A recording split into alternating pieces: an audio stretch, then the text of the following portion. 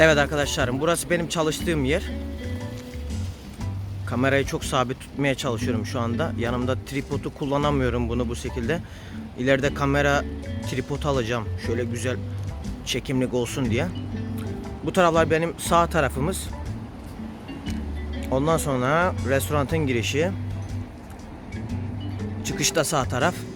Ve bu da bizim teras diye geçen yerimiz. Şu anda müşteriler yemek yiyor. Şimdi buradan restoranın içine giriyorum.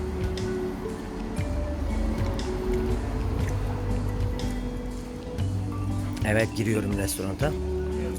Burası bizim kahve yerimiz. Bulaşıkları yıkadığımız yer. Elimizin altı. Şarapların olduğu yer. Kasa, her şey sisteme giriyor burada. Her şey sistem. Su, şarap, soft ürünler yani içecekler. Bu da bizim bira şeyimiz. Taplar. Burada bir makinamız daha var. Karşıda şampanyalar, muetler var. Şu tarafta bizim içeceklerin olduğu yer. Şöyle güzel bir alayım. Viskilerden tut her şeye var. Evet. Burası bizim barımız. Barın yanında locamız var. 8 ve 10 kişi alabiliyor. Şu şekilde.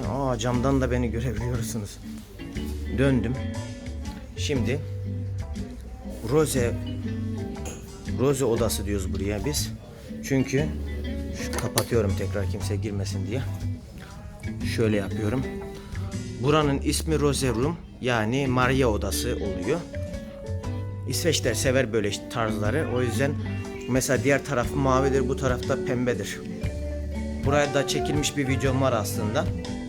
İsveç'e nasıl giderim, nasıl yaşarım diye. Ondan sonra dev aynamız.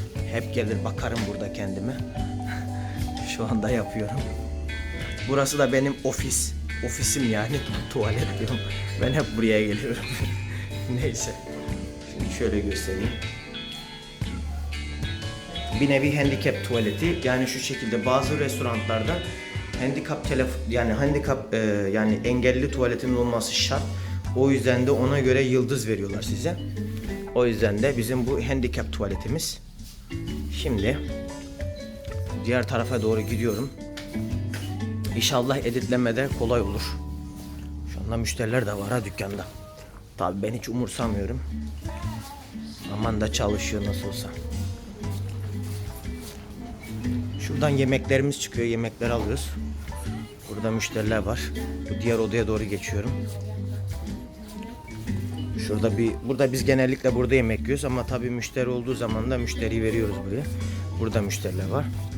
Bu taraf bizim anı duvarımız. Yani bu dükkanın hakkında. Restoranın ismi Nils Restaurant. Onunla ilgili anılar var burada. Adam eskiden burada yaşamış, şurada oturuyormuş.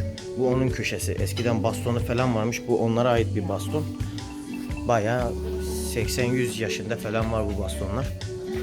Bakalım mutfakta kim çalışıyormuş. Mutfak her zaman temiz olmalı. Ve bu mutfakta onlardan biri aslında. Hi Ilir. Hi. Hade bra. Bra. Vad gör du då? Laga mat. Ja, mat. Vad? Det är oğlum vänta. Jag recording. I'm recording. For my YouTube channel.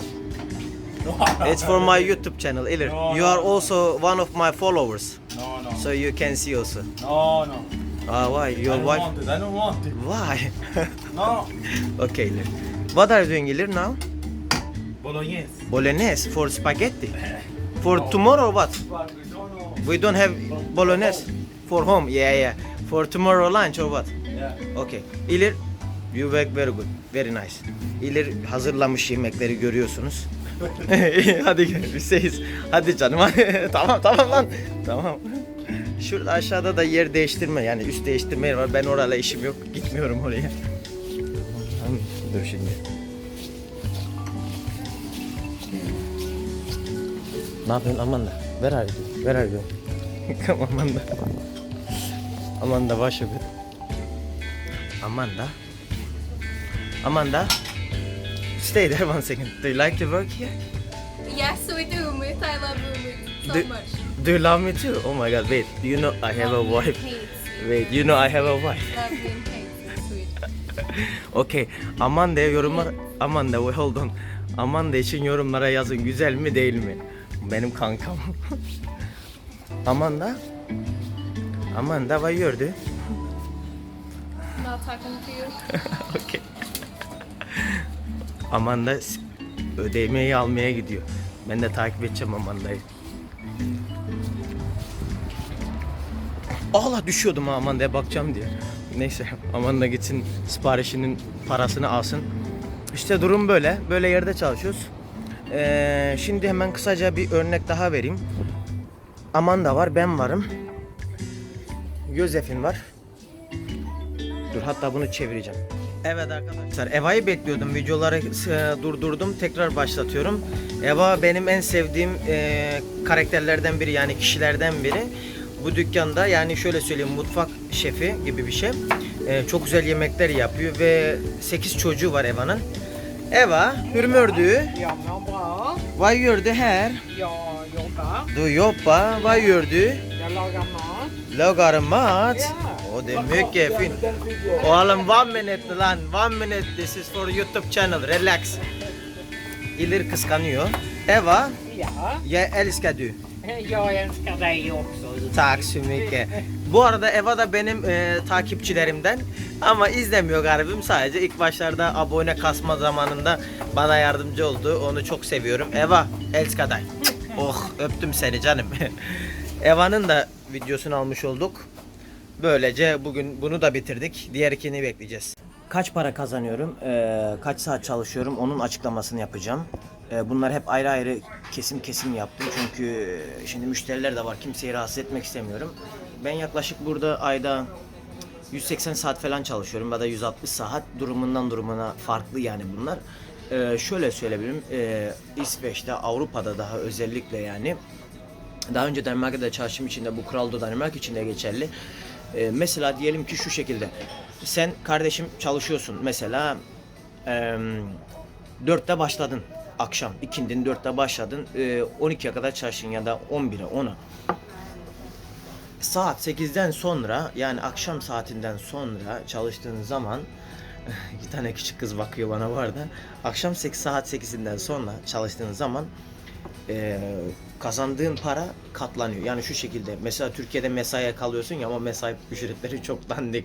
Ama Avrupa'da mesai ücreti, tabii mesai yaptığın zaman da daha güzel alıyorsun. Onunla ilgili karımdan örnek vereceğim. Benim hanım SAS'ta çalışıyor. Scandic Airlines, yani Turkish Airlines gibi, Türk Hava Yolları. Mesela pazar günü çalıştığı zaman normalki ücreti, diyelim normalde saatlik ücreti 175 Danimarka kronu. Bu da yaklaşık 150 lira yapıyor. Ama pazar günleri çalıştığı zaman 230 kron para alıyor saatlik. Yani bu da ne anlamaya geliyor? 210 lira falan olmuş oluyor. 200 lira falan civarında geliyor. Yani pazar günleri çalışmak daha mantıklı oluyor onun için. Mesela her pazar günü shift alabiliyor. Çünkü ailesi olanlar cumartesi pazar çalışmıyor. O yüzden de pazar günü bir işçi eksikliği olduğu için bu tarz güzel yanları var Avrupa'da çalışmanın. Ve artı ne var, yönü var? Mesela diyelim ki çalışıyorsun yıllık ve vergilerin var, vergilerini ödüyorsun, onlar bunlar cartlar curtlar diyorsun, her şey birikiyor. Ondan sonra yıllık senin ortalama penge diyorlar, yani bu İsveç'te de sömestr penge, yani tatil parası Türkçesi. Penge bu arada Danimarkaca. Şimdi bazen hep ben ilk başta Danimarkaca söylüyorum, aklım Danimarkaca'ya gidiyor. Penge yani tatil parası oluyor. Mesela geçen sene ben aldığım pengem, tatil param, artık anlayın bunu. Hemen söyleyeceğim. 17.000 kron aldım. O da yaklaşık o zamanın parasıyla 15 milyara yakın tatil parası aldım. Bu yıllık her zaman geliyor çalıştıkça. Mesela eğer kontratlı işçi olduktan sonra, kontratın varsa, hep sabit işçiysen, yani nasıl Türkiye'de memur gibiysen, hasta olduğun zaman, çalışamadığın zaman, işe gelemediğin zaman iş yeri sana hiçbir şekilde bir şey diyemiyor ilk 3 güne kadar. 3 günden sonra mecburen rapor göstermen lazım. Ve burada kimse kimseyi öyle kolay kolay kovamıyor. Mesela bir patron da olsa senden ne kadar gıcık bile alsa önemli değil. Çünkü patron istediğini söyleme hakkın var burada. Haksızsa haksızsın diyebiliyorsun. Türkiye'deki gibi değil. Türkiye ile kıyasla alakası bile yok. O yüzden de ben mesela burada patronlarım var. Ben kendi görüşlerimi her zaman söylerim. Bana derler ki Ümit sen her şeyi beğenmiyorsun derler. Çünkü ben kolay beğenen bir insan değilim. Doğruyu bir de söylemek zorundayım kendim için. Çünkü benim aklımdan geçen direkt ağzıma vuruyor. Ağzıma vurduğu zaman da neyse oyum. Yemek yapıyoruz mesela. Önce bize test yapıyoruz. Bizlere görüntüyü sunuyorlar. Ben diyorum yok bence şöyle olsaydı böyle olsaydı onun üstüne yorumlar yapıyorum neyse ne. Çünkü bildiğim çalıştığım yerlerden dolayı aldığım edindiğim bilgiler doğrultusunda bildiğim neyse onu yani söylüyorum. Doğruya doğru konuşuyorum. O yüzden de kimse mesela sana gıcık bile olsa bunun için sana hiç kimse bir şey diyemiyor. O yüzden de kovamıyor mesela. Şöyle yaparsın. Mesela şu şekilde kovma hakları var. Mesela kuralları vardır. Şu saatte başlangıç yapacaksın. Bunu yapacaksın, onu yapacaksın. Sen bu kurallara uymazsan sana bir warning veriyorlar. Yani uyarı. Uyarıyı verdikleri zaman ikinci uyarıda dinlemesin, üçüncüde atıyorlar. Bunun hakları var. Ve artı mesela bir iş yerinde hırsızlık falan yaparsan buna warning sebebi değil. Bu daha ağır suç olduğu için hemen atma şeyleri oluyor, doğuyor. Mesela bir tane arkadaşımız vardı Johan diye İsveçli. Arkadaşımız dediğim 55-54 yaşındaydı. Bir takım suçlar işledi burada. Onları demek istemiyorum. Önemli değil. Siz anladığınız bahsettiğim kurallardan birinden. O yüzden atıldı. Öyle olunca da ne yapacaksın? O yüzden dikkat edeceksin. Yediğin lokmaya şükredeceksin. Ben her zaman şükrü bildim. İnşallah sizler de şükretmeyi öğrenirsiniz. Küçük kardeşlerim özellikle sizler için nasihatlarım. Sizleri çok seviyorum. Allah'a emanetsiniz. Kendinize iyi bakın.